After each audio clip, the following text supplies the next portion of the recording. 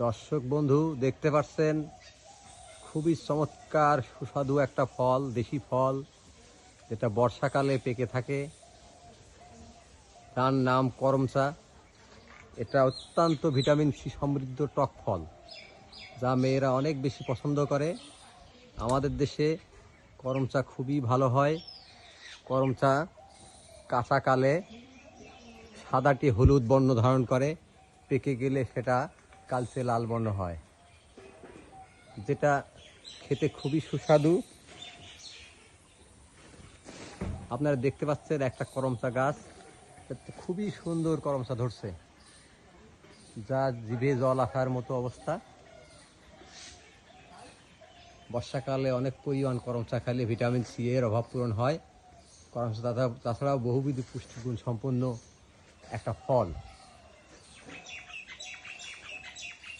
আমরা এই বর্ষাকালে চেষ্টা করব প্রচুর পরিমাণ করমচা খাওয়ার। শরীর সুস্থ রাখার জন্য করমচা একটা গুরুত্বপূর্ণ উপাদান। করমচার পাতা চিরল চিরল দেখা যায়, অনেক সুন্দর।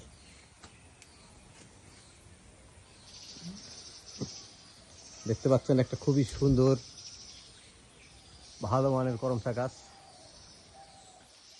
আমি ঘুরিয়ে ঘুরিয়ে আপনাদের দেখানোর চেষ্টা করছি।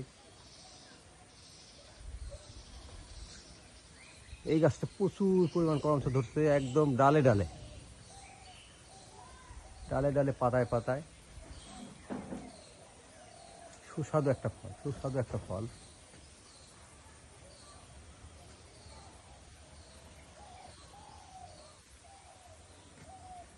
দেখছেন আপনার করমচা ফল কিভাবে কাঁচা পাকা ফলের সমন্বয়ে গেঁথে আছে গাঁথনির মতো।